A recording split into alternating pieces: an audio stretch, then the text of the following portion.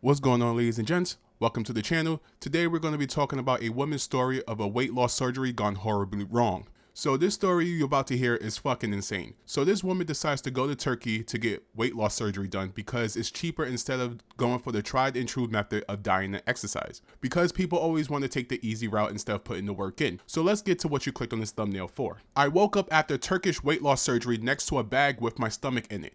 Mother, 24, claims she had to bend her own moldy insides after a horror 3,000-pound operation that left her fearing that she would die. A mother is urging others against traveling abroad for a cheap weight loss surgery following a horrifying ordeal which saw her wake up to find her stomach in a bag next to her. Rosie Ritchie from Bellshill, Scotland, has struggled with her weight her whole life. The 24-year-old's binge-eating habit saw her balloon to 26 stone, which is 364 pounds, leading her general practitioner to warn her that she wouldn't live to see 30 if she didn't take action to slim down. After researching clinics online, she decided to jet off to Turkey for a 3,000-pound operation to slice off a portion of her stomach to contain her appetite. However, Miss Ritchie's dream of a quick fix descended into a nightmare, leaving her to fear that she was going to die. She claimed that the hospital had blood-splattered walls, medics restrained her wrists and ankles during the operation, and that she woke up with a portion of her stomach in a plastic bag next to her bed, in case it needed to be put back in. It was, she claims, left next to her for 3 days in a roasting hot room and became moldy, forcing her to throw it away.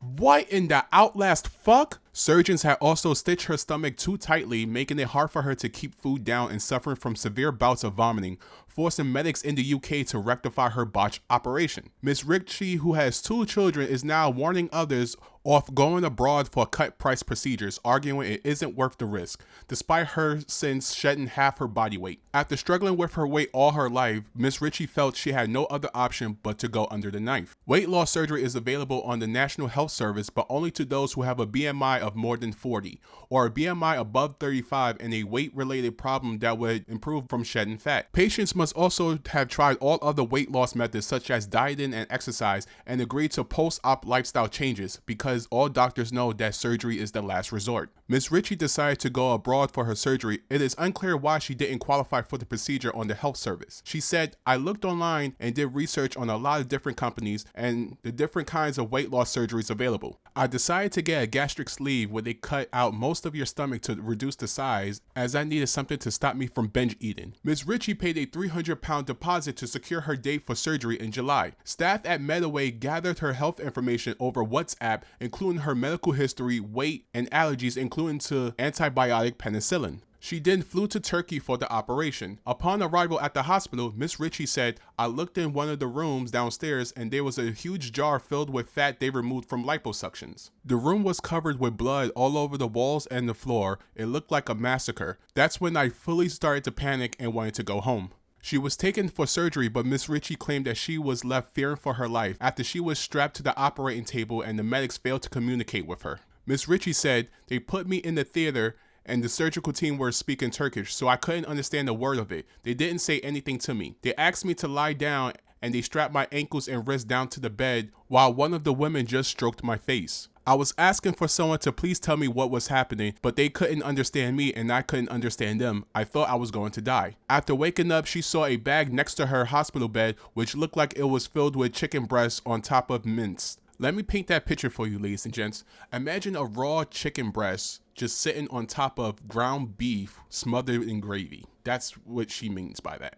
Miss Ritchie said, "They said it was my stomach, and they had to keep it for 72 hours in case something went wrong and they had to put it back in. It wasn't refrigerated. It was in a bag in a roasting hot room. The thing was growing mold by day 3. I would have died of sepsis if they tried to put that thing back in my body." Ms. Ritchie said that she was forced to move her stomach to the corner of the room so she didn't have to look at it and then later put it in the bin. She also claimed that the doctors demanded 2,000 pounds for rectifying a hernia in her stomach that they spotted during the procedure. These occur when a tissue or an organ pushes through a weakness in the muscle. However, medics eventually agreed to treat the hernia at no extra cost. She also claimed that the medics didn't offer her any pain relief post-surgery or antibiotics, despite alternatives being available for those who have penicillin allergies. After 3 days in the hospital and 4 in a hotel, Ms. Ritchie flew back to the UK to rest and recover.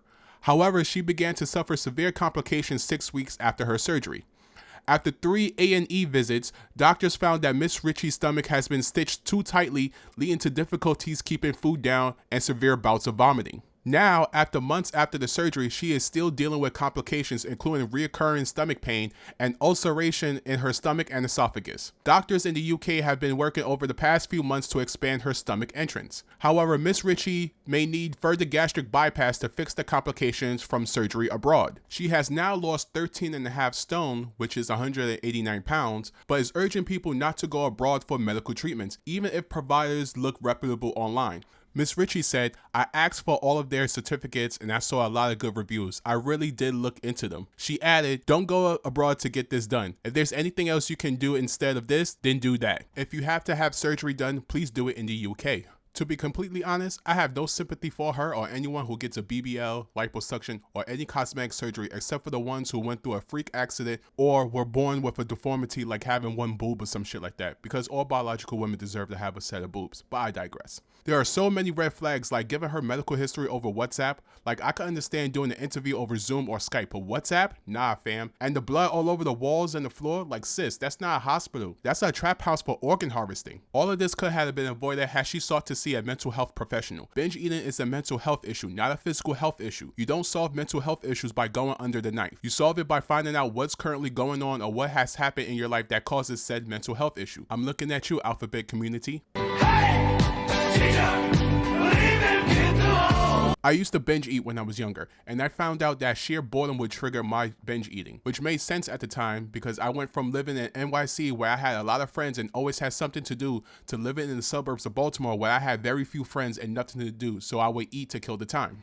Her doctor could have told her that, and the fact that she didn't tells me either A, her physician is an idiot and got his or her license from a Cracker Jack box, or B, she was not completely honest with her physician. And I'm strongly going with B. Ladies and gents, your physician cannot fully help you to the best of their ability if you're being dishonest or withholding information. Now she's having complications post-surgery. She has ulcers in her stomach and throat from constantly vomiting because she can't keep food down, and she needs the gastric bypass. Granted, she lost almost 200 pounds, and I'm generally happy for her, but at what cost? Extra unnecessary health complications? That's a bad fucking trade. She basically traded her holographic first edition Blue Eyes Tyrant Dragon in mint condition for a wild bird. Ladies and gents, nothing beats eating right and exercising. Yes, it takes a while and it's hard work and discipline is needed, but that feeling of accomplishment is better than any orgasm, I fucking promise you. Like, why do people insist on taking the easy way? No amount of good ever comes from taking the easy way. From the words of Robert Tepper in the Rocky IV soundtrack, "There's no easy way out.